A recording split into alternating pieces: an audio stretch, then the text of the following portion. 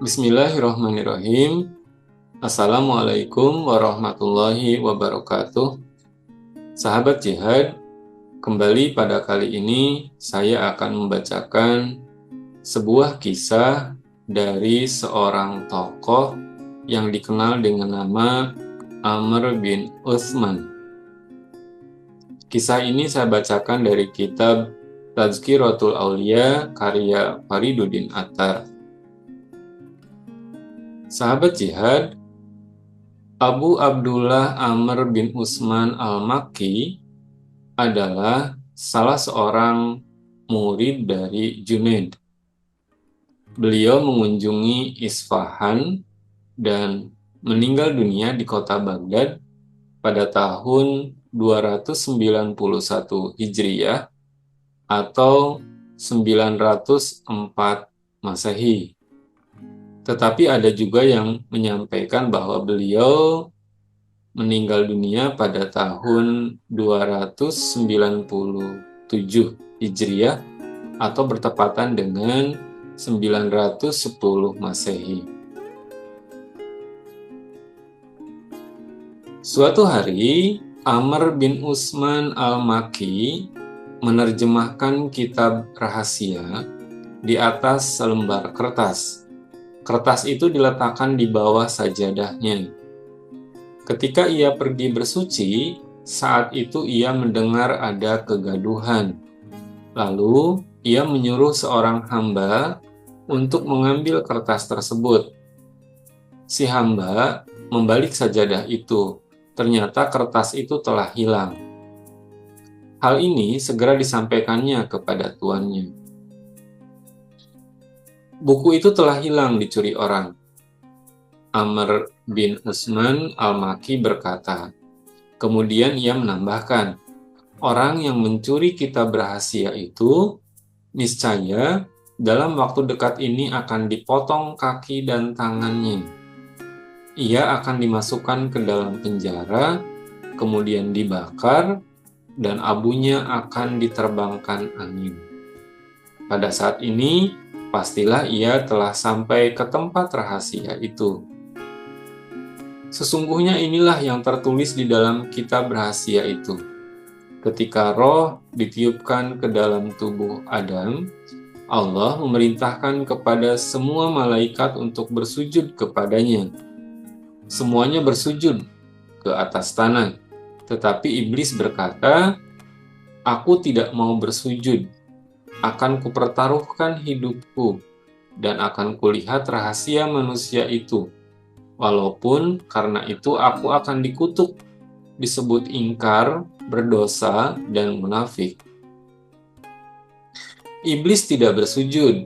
Oleh karena itulah, ia bisa melihat dan mengetahui rahasia manusia. Dan hanya manusia sajalah yang mengetahui rahasia iblis.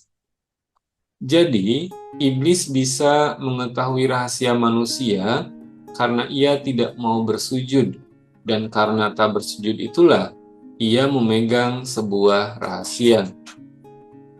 Semua makhluk membenci iblis karena rahasia mereka telah dilihatnya. Kami telah menguburkan rahasia itu di dalam tanah, mereka berkata. Syarat untuk mendapatkan rahasia ini adalah seseorang yang melihatnya akan dipenggal kepalanya agar rahasia ini tidak dibocorkannya. Di dalam hal ini, berilah aku kelonggaran, si iblis berseru. Janganlah kalian membunuhku. Sesungguhnya aku telah mengetahui rahasia itu. Rahasia itu diperlihatkan kepadaku sewaktu mataku ini awas. Pedangku tak peduli berkumandang. Engkau adalah di antara orang-orang yang diberi kelonggaran. Kami beri engkau kelonggaran, tetapi kami membuat manusia waspada terhadapmu. Jadi walau engkau tidak kami binasakan, engkau akan dicurigai dan dicap sebagai pendusta. Dan tak seorang pun yang akan menganggapmu sebagai pembawa kebenaran. Mereka akan berkata, ia adalah sebangsa jin dan telah mengingkari perintah Allah. Ia adalah setan. Bagaimana ia akan mengatakan kebenaran? Karena itulah ia dilaknat, ditolak, ditinggalkan, dan diabaikan. Demikianlah terjemahan kitab rahasia oleh Amr bin Usman al-Maki. Sahabat jihad, di dalam kitab Cinta, Amr bin Usman al-Maki menyatakan sebagai berikut. Allah yang Maha Besar menciptakan hati 70.000 tahun sebelum sukma, dan hati itu dimasukkannya ke dalam taman silaturahmi.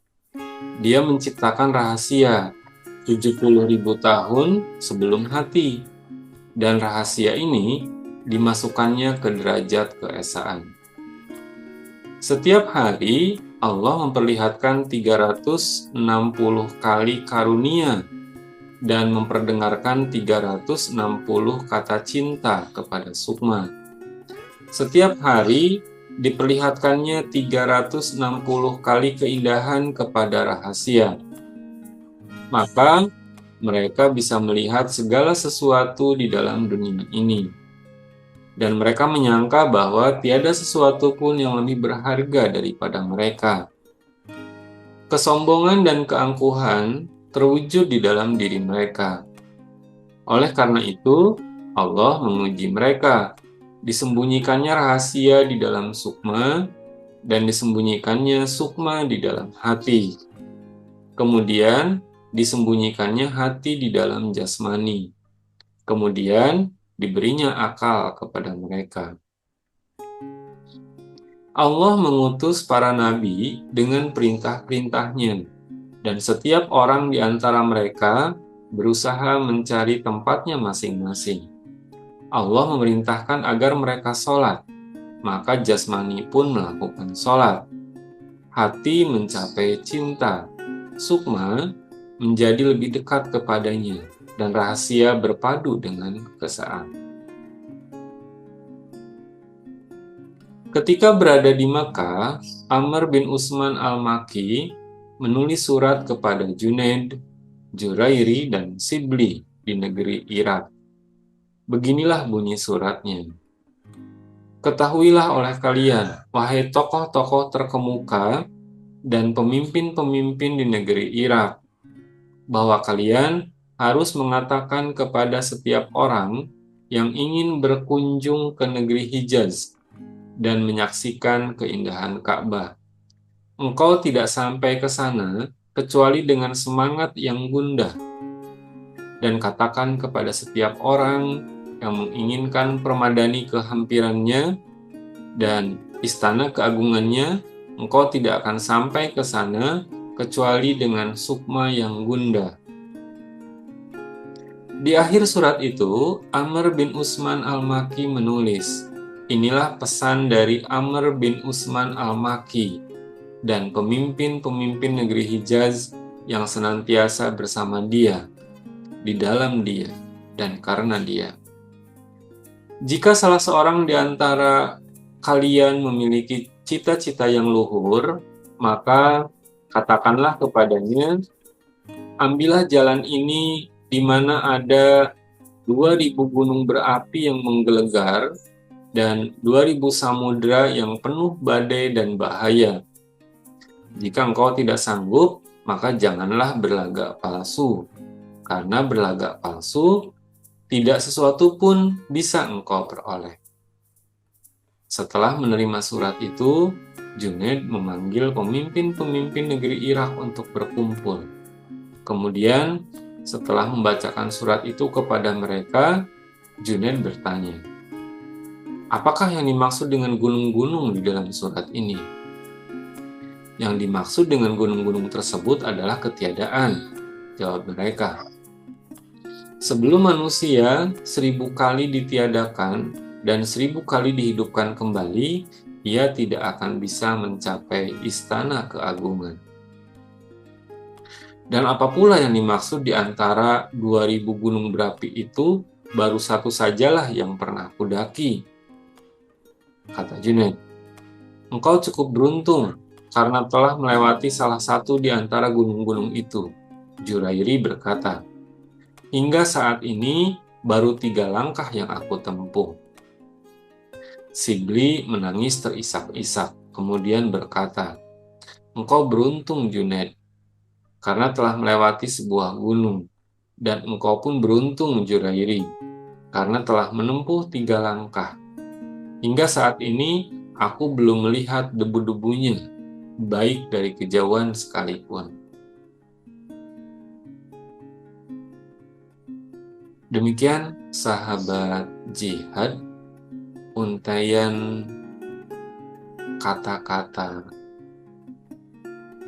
puitis penuh makna